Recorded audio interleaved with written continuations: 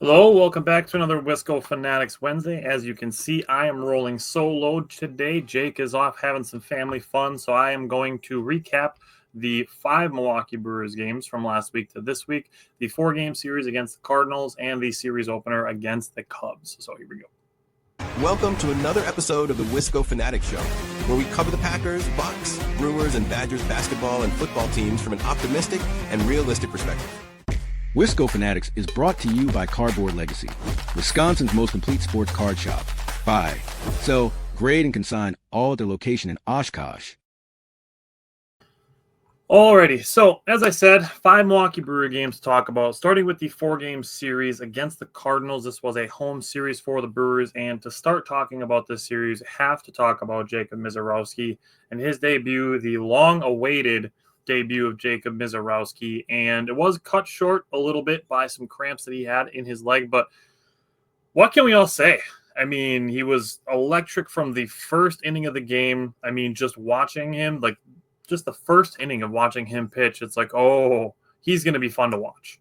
He throws sliders so hard that they register as cut fastballs. He throws a 96-mile-an-hour slider. It is absolutely insane. Jake popped in to drop a note, said the Miz is a stud. Absolutely. We're going to get to a point where we're going to have to try to think of ways to say things because we're going to run out of ways to talk about Jacob Misiorowski. Seeing him getting Wilson Contreras as his first K was awesome and just really poetic for how this entire series went, which we'll get to some of the other drama when we get to the later games of this series. Now, his command did get a little iffy in the top of the third. He walked a leadoff hitter, got behind 2-0 before getting a ground into a double play and another strikeout. And then in the top of the fourth, he had a 4-pitch walk and a 5-pitch walk with 2 outs. The zone did tighten up a little bit on him there. But the other thing with his pitches, his 92-mile-an-hour changeup registered as a sinking fastball. So a 96-mile-an-hour slider registering as a cut fastball and a 92-mile-an-hour changeup registering as a sinking fastball is insane. And as I mentioned, he was taken out with some cramping in his calf and quad. You could see it affecting his command a little bit. He is fine, which is good. He kind of twisted his ankle as he was trying to get back to the mound in the top of the 6th inning and was eventually taken out. He did talk pregame. He was planning on thinking he was going to be throwing 60, 70 pitches was going to be it for him. And he ended up throwing 81. And out of those pitches, he was not quite as accurate as maybe we would want him to be, but still effective. He threw 49 strikes. That's 60.5%. The Major League Baseball average is 63.9. Jake said seeing Contreras stand on home plate and still strike out was my favorite thing of the game. God, and people wonder why he gets hit by pitches. We stand to the plate. They're picking on me. Stop standing on top of the plate. So after that, was taken out. And totally fine. He's planned as the starter for tonight's game if it happens with the weather that's in the area. But Jacob Misiorowski, 14 pitches over 100 miles an hour. That is tied for the 5th most in a Major League Baseball debut since 2008 when they started tracking it. Wes, he's scheduled to start tonight if that game happens. So could be tomorrow. If they end up playing a doubleheader, we'll see. We'll know what the scheduling is when they make an official announcement if tonight's game is going to be canceled or not. But all Brewers starters since 2008 had 8 complete total 100-mile-plus pitches. And Jacob Misiorowski threw 14 in his debut. Of those 8, 6 of them came from Trevor McGill, who pitched as an opener in 2023 games. So the Brewers essentially have had 2 pitchers throw 100-plus miles an hour. One of them would be Brandon Woodruff, and one would be Willie Peralta, both through 100.0. And Jacob Misiorowski was reaching up into the 102s. He does a great job keeping the same release point on all of his pitches. That's what makes a lot of his stuff play as even more deceptive. It makes it a little bit harder to judge what's coming out of the hand. And then on top of it, the velocity, obviously. He did have a no-hitter going through 5 innings, even with a super tight strike zone, but didn't end up finishing it out.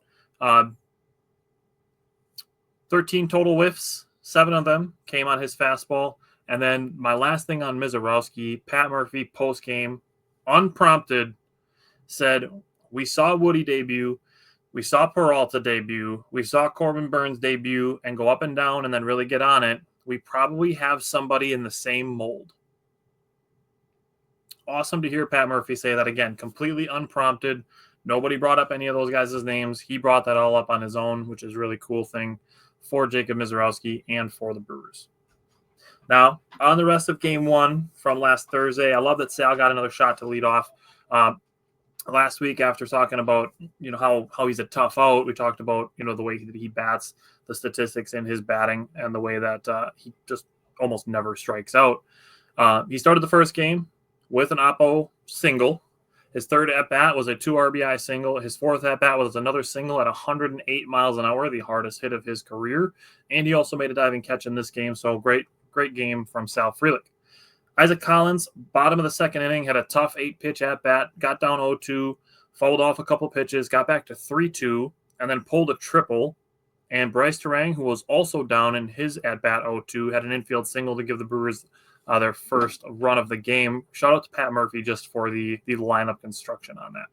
Again, putting Sal Frelick in the leadoff spot, putting Isaac Collins, who we talked about last week, hitting very well, and Bryce Terang right behind him.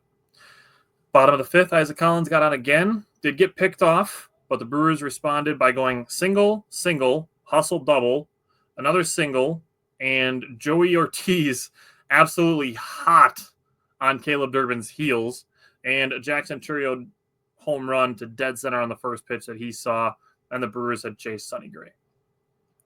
Seeing Joey Ortiz and Caleb Durbin, and they said this on the broadcast, yes, Caleb Durbin made the right base running call. If a ball is caught, he's going to score. If the ball falls, he's going to score anyways. Joey Ortiz made the more aggressive play. Caleb Durbin made the safe and smarter play. He was going to score no matter what. Didn't matter that Joey Ortiz was 4 steps behind him. Top of the seventh, the Cardinals got their first 2 hits. Both of them came against Ashby. One of them was a broken bat single, and the second was kind of a blooper. But caught stealing shortly after that first one, and then a fly out and a ground out. Ashby did finish the inning, and he finished actually 3 scoreless innings and got himself a save. So pitch velocities of game one. Jacob Mizorowski by himself had the top 30. Jacob Mizorowski threw the 30 hardest pitches of this entire game by himself. The Milwaukee Brewers accounted for the top 53 pitches between Jacob Mizorowski, Nick Mears, and Aaron Ashby.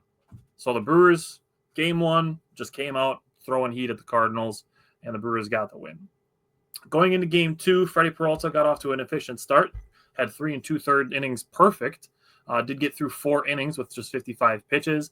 The 5th inning, he ran into a lot of traffic through 26 pitches. The 6th inning, he allowed 2 2-out base runners, and Pat Murphy let him stay out, and he got the final out on a pop-out. All things considered, I'll take 6 innings pitched from Freddie Peralta on 93 pitches and only 1 walk. Pretty solid start from Freddie Peralta. Good to see Sal Frelick and Jackson Churio manufacture 3 runs. Sal had 2 more hits in the leadoff spot, scored the first run from first base on the double to the left field corner, which is really tough to do because it's a shorter throw from left field to third base than it is from right field to third base or to home plate. And then Jackson Churio scored the third run.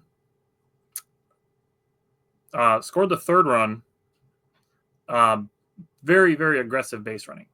He had 2 feet first slides, but heads up base running to be able to get to third base and then be able to score for the Brewers in game 2.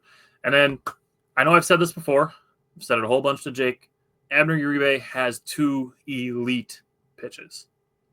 His fastball, his sinking fastball, and his slider, they are both elite pitches. And then Trevor McGill pitched in game 2. He allowed a run on a double and a single, but did strike out Lance Nootbaar to win. He did look better than he did against the Padres, which is encouraging. He's trending in the right direction, specifically his curveball and landing that for strikes. Game 3. This one is where things get a little interesting, if you want to put it that way. The Cardinals jumped on Jose Quintana fast. The first 3 batters reached, but the Cardinals made the first out at third base, which is a big baseball no-no. Good throw by Jackson Chourio that had to be challenged, which it should not have. But the call was reversed, and then he was easily out. But the Brewers won the challenge. And then the Brewers actually got an obstruction call to go in their favor. I never thought it was going to happen. We had just basically assumed that any time obstruction was called, it was just going to either go against the Brewers or be called on the Brewers. And, the Brewers got an obstruction call, which was encouraging to see. Never thought it was going to happen. Then we get to a point where Wilson Contreras just pulls a complete dick move. And for context, in the top of the previous inning, he was called out on a third strike that he didn't think was a strike. And then in the bottom of the inning, he steps into Caleb Durbin's base path. And there was nothing that carried him into the base path. The throw wasn't off. He wasn't off balance. He just caught the ball on the ground out and then stepped into the baseline for absolutely no reason. There was no reason that his first step needed to be backwards. So I think he knew what he was doing. I think it was 100% intentional to step into Caleb Durbin's base path. Again, he's probably not doing that to Rhys Hoskins. He's not doing it to his brother. He's not doing it to Christian Yelich. He picked one of the smaller guys on the team, being Caleb Durbin, and was like, yeah, sure, he's going to run into me and fall down. Like, there's no way it wasn't intentional. Now, both Contreras brothers ended up hitting a home run. Wilson Contreras got hit by a pitch. Rhys Hoskins got hit by a pitch. And after this game, one of the 2 Contreras brothers decided to act like a gigantic douche. And I'll let you guess which one. It's not a hard guess. Listening to Wilson Contreras and Rhys Hoskins talk after the game, 2 very different approaches. And I know Vinny and Brian Anderson harped on it during the entire Game 4 that he did not go about it the right way, and they credited Rhys Hoskins for the way that he went about it and the way that I was thinking about it too. Rhys got hit, Contreras got hit, Contreras hit a home run, our Contreras hit a home run. Call it a wash, let it go, done. Rhys Hoskins, after the game, just said, nope, we were just talking about playing first base. Just talking about playing first base. Then Wilson Contreras talks after the game and doesn't call Rhys Hoskins by name, but calls him a fucking pussy. So we're at this point now where all these things happen. Everybody hits their home runs. Everybody takes their hit by pitches. Cardinals get the win. Brewers win the series. One guy is basically like, all right, baseball justice was done. And the other guy decided to start more shit. And, people will bring up that he's been previously hit by pitches.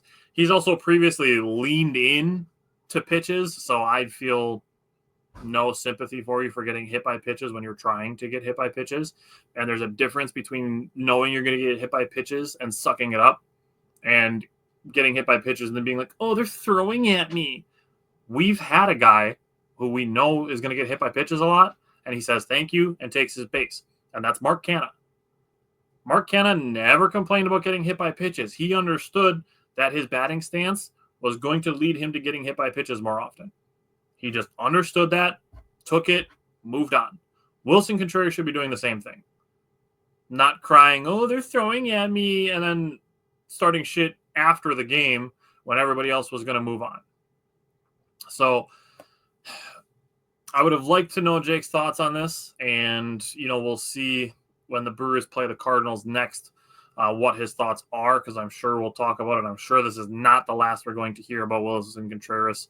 And the Brewers, obviously, the fans let him hear it when we got to Sunday's game on Father's Day. But to finish up Game 3, I love how Jackson Chourio can decide halfway between first and second base that he's going to just stretch into a triple, having that speed.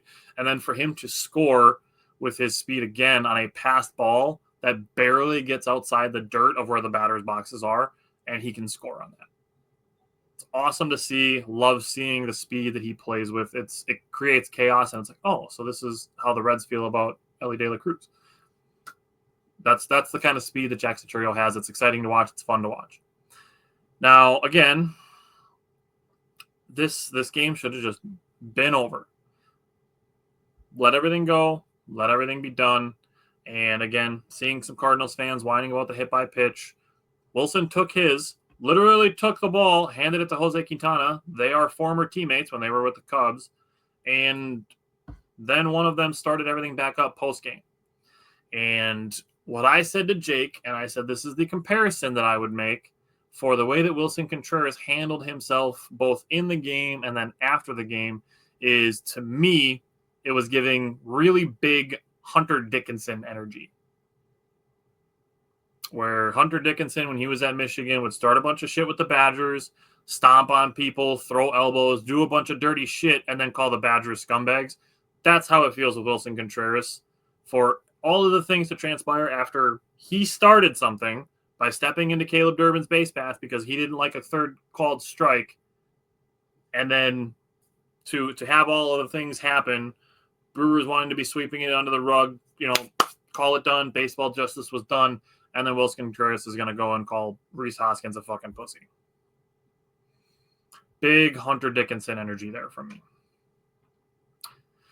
So, the Cardinals ended their 6-game losing streak. We need April Jose Quintana back. Sal is a beast. Joey Ortiz did just miss a game-tying home run. And before I move on to Game 4, I want to talk about that with what's going on in baseball and who said something about it.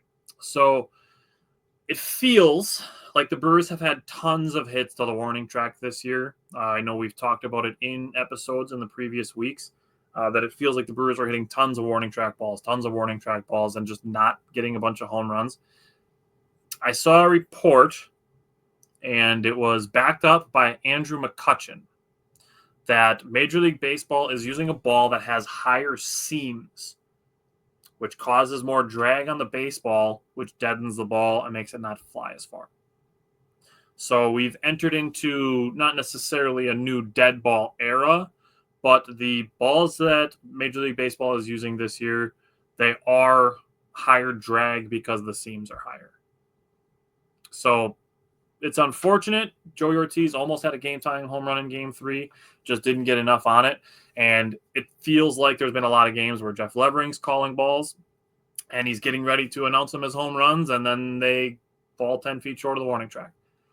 Or they end up being caught up against the wall. I believe Andrew McCutchen, where he's coming from. Andrew McCutchen has definitely been in the league for a long time, and he's got his head in a good place. So I'm trusting Andrew McCutchen on what he's saying. From his perspective, the dead ball is unfortunate, and it's kind of affecting the Brewers, but thankfully the Brewers do have the ability to win games in other ways and are staying above 500 by doing so. But a live ball with the Brewers, and they potentially have a whole bunch more home runs, which is encouraging given the fact that they've already got a whole bunch of home runs.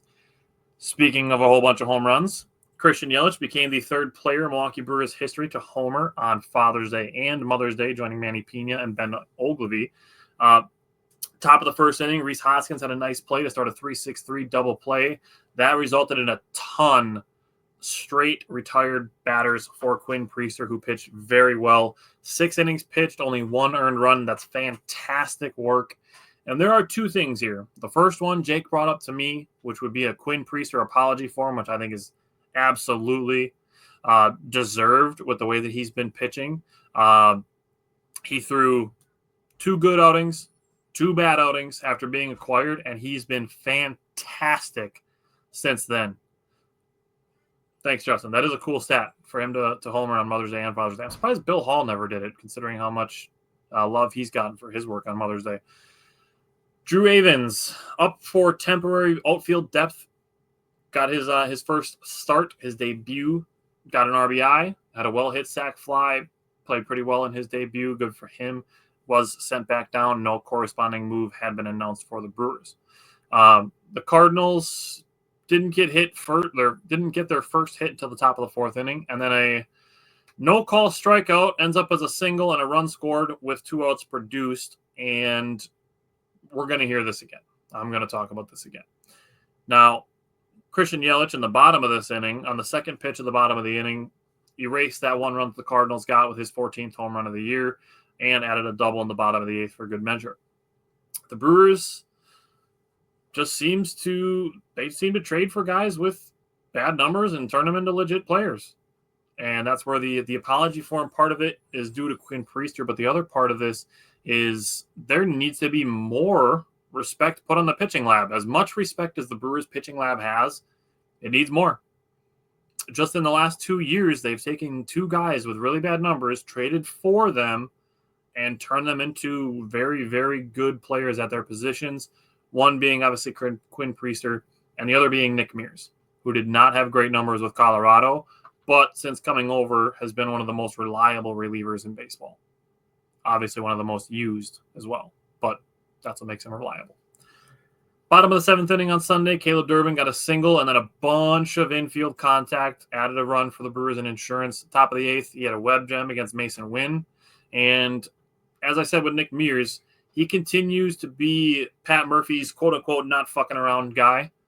2 outs, man on second base in a one-run game. He comes in and strikes out Wilson Contreras, much to the delight of Brewers fans. Wilson Contreras is going to get booed every time he comes to Milwaukee. It's going to happen. Every single time he's going to be like Manny Machado, Wilson Contreras. Those are going to be the two most hated guys in the recent Brewers future. Now, Wilson Contreras, in my mind, doesn't deserve quite as much hate as Manny Machado because Manny Machado tried to injure Jesus Aguilar, and Wilson Contreras just knocked Caleb Durbin off his base pass, which could have injured him, but I don't think it's quite as serious of a potential injury. But he's going to get booed every time the Brewers and Cardinals play. Then Trevor McGill gets a Devin Williams style save. I did have that written in my notes. Gets a Devin Williams style save, allows a couple base runners, but then gets 3 strikeouts. Did have a wild pitch mixed in there, which allowed 2 runners to advance, but started with a 12-pitch at-bat against Nolan Arenado, ending in a single. That was a really, really long at-bat. Shout out to Trevor McGill for not getting rattled from that and still finishing the inning, still finishing the win for the Brewers, and the Brewers took 3 out of 4 from the Cardinals in what was a very, very important series for the Brewers to win 3 out of 4. Now, the Brewers did start their series with the Cubs last night, a 3-game series in Chicago, another very important series for the NL Central. And Chad Patrick was yanking his cutter a little bit early, had a hit by pitch and a double that was almost caught by Jackson Chourio, but 2 strikeouts through the first inning, twice through the batting order. He had 5 in the third innings pitched, and then the zone got extremely tight versus Happ and Tucker and Suzuki. And I just want to put this up because this is, to me, a pretty frustrating set of events here. Starting with the strike zone for Chad Patrick versus Ian Happ. This is the first batter second batter in the 6th inning. And first 2 pitches here, pitch 1 right at the top corner. That's a strike. Second pitch, right on the outside corner. That's a strike. Both pitches called balls. Then a foul ball, another ball 4, or pitch 4 is a ball. That's off the outside corner. Totally fine. Pitch 5 ends up being a called strike. That should be strike 3. That should be strike 3. But it's not.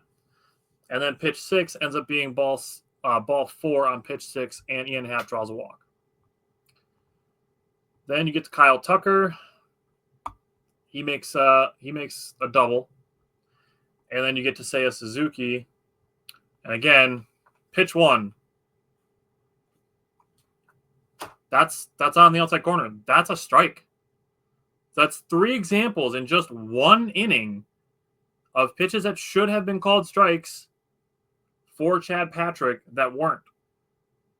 So I'm not excusing Chad Patrick for giving up a 3-run home run to Seiya Suzuki, but looking at these at-bats, you got to kind of feel for Chad Patrick thinking like, dude, I have to throw meatballs to get a strike call? 3 batters. 2 of them had pitches that should have been strikes, called balls. It's got to feel pretty one-sided if you're Chad Patrick throwing to the Cubs at this point. And if we're at this point, pitch 2 should be an 0-1 count, not a 1-0 count. Chad Patrick throws a different variation of his fastball here. It's possible that Seiya Suzuki still hits this ball out. Fine. But Ian Happ should not be on base. So the Brewers, if you look at it differently, depending on how you view, if you take the Tucker and Suzuki at bats at the same, that still takes 1 run away from the Cubs. But then we get later on in the game, and Rob Zastryzny is pitching. So it's same team. So it's not even like I'm saying, Brewers should be getting calls that the Cubs are getting, or that the Cubs aren't getting calls that the Brewers are getting, whatever.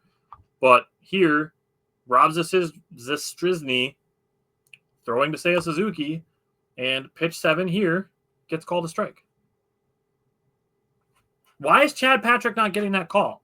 Rob Zastryzny's not a star by any means, so it's not like he's just getting calls because he's, Ryan Helsley, for example, from the Cardinals, being one of the more recognizable closers in baseball. Like, if Chad Patrick gets this call on the edge of the strike zone, the 6th inning is completely different. And, again, the deflection is going to be, the Brewers need to score more runs, which is true. The Brewers do need to score more runs. They were 1 for 9 with runners in scoring position last night. They obviously need to be better in that department. But that doesn't mean they shouldn't get calls that are fair. They shouldn't be getting shafted by shitty umpires that don't call strikes consistently. So, again, I feel for Chad Patrick in this situation. It's got to be tough to be throwing pitches that should be getting called strikes and aren't, and feeling like you have to throw meatballs just to get strike calls, which then you do a couple times, you get a double ripped off of you, and then a 3-run home run. Now, Isaac Collins gave the Brewers an early lead with his first left-handed home run of the season, and then made a diving catch in the bottom of the inning. Then the top of the 4th had his second hit of the day, which was a double. Very exciting game for Isaac Collins. What's not super exciting is the 4th inning. 1st and 2nd, no out. Isaac Collins is one of the guys on base, and the Brewers have Caleb Durbin bunting.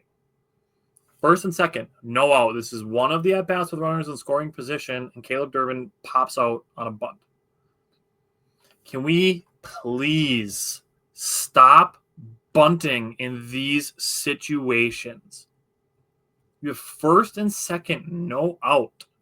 Why are you making an out on purpose with runners in scoring position when a ground ball by Caleb Durbin probably isn't going to be a double play anyways? You're saying, okay, here we go. We're going to make an out on purpose in hopes of advancing our guys to have 2nd and 3rd with 1 out versus 1st and 2nd with no outs. We're taking the bat out of Caleb Durbin's hands and trying to move guys 90 feet by making it out on purpose. Making outs happens all the time anyways. Hits are harder to get, and you're taking away an opportunity to get a hit to commit an out on purpose. Just please stop bunting in that situation. And I will pump the brakes the slightest bit, only to bring up that I'm okay with bunting if you're doing it to try to get hits. We've had this conversation a whole bunch of times. I'm okay with guys like Bryce Terang bunting, Sal Frelick, if they're bunting to try to get hits. Bunting in a sacrifice way, a sacrificial manner, just stop doing it. Good players get out 70% of the time. Why are you trying to increase that number? Stop making outs on purpose. They happen often enough. Now, Pete Crow Armstrong did pull a reverse Isaac Collins in the 8th inning. He had a diving catch in the top of the inning and then a home run in the bottom. Pete Crow Armstrong is good. He's not MVP level. No MVP's batting .270. Just throwing that out there. The Cubs are good, but the home plate umpire can shove it. That was some bullshit, and hopefully the rest of the series is better for the umpiring as well as for the Brewers, who have 2 more games against the Cubs, supposed to be tonight and tomorrow afternoon. Then they have 3 at the Twins.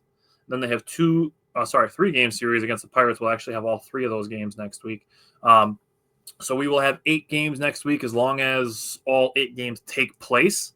It's going to be kind of up in the air what's going to happen with the Brewers and Cubs tonight with potential weather in the area. Hashtag put a roof on it.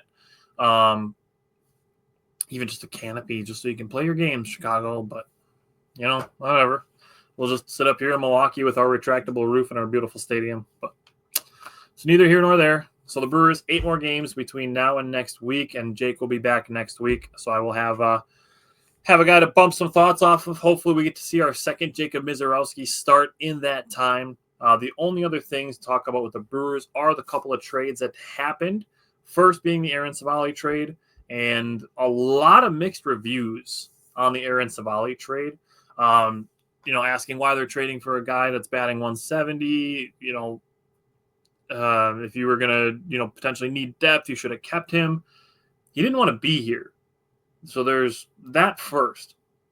Secondly, very possible that his agent would have told him to sit out games instead of going to the bullpen, because he wants to get paid as a reliever. He's on a contract here. He wants to be paid as a starter.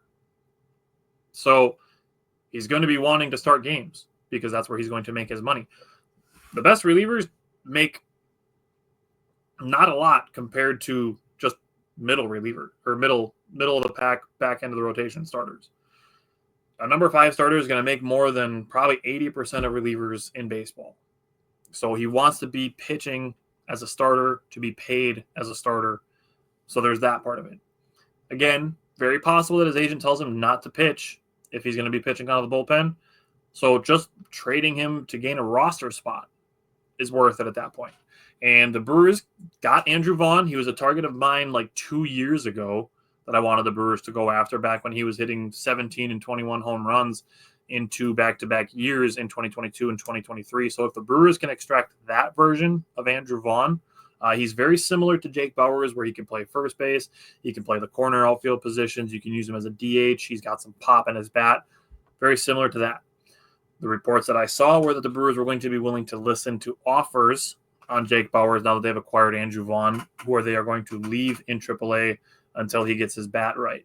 And the encouraging part of it, Andrew Vaughn in his first game with the Nashville Sounds last night hit a grand slam. So very, very early encouraging return for Andrew Vaughn. And then the other trade the Brewers made to send Wes Clark to the Astros, I believe just for cash considerations.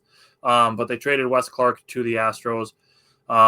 Basically kind of another ripple effect of the Andrew Vaughn trade. Wes Clark was like a backup outfielder, first baseman. He played a little bit of catcher, but not much in AAA. Jefferson Cuero is going to be doing all of that. And obviously now with Andrew Vaughn there, and a guy that we've talked about with Javik Blake from the Biloxi Shuckers. Another guy that we're very excited about is Ernesto Martinez. So again, if the Brewers trade Jake Bauers, the 2 guys to watch out for would be Andrew Vaughn and Ernesto Martinez. But Wes Clark is now out of the picture in Nashville. He was kind of struggling to start the year as well. So those are the 2 Brewers trades we have to announce. I believe the trade deadline is the very beginning of July. So maybe next week, Jake and I will get some trade targets out. Other than that, stick around. The NBA draft is next weekend. So we'll have some coverage on that. And Major League Baseball trade deadline's coming up. And then we are getting into planning our football content. We're having a meeting soon to discuss what we're going to do for the Badgers and the Packers as the offseason, as the summer rolls on. And once the summer is done, then it's football season and we'll have all the sports going. But until then, we will see you guys next week.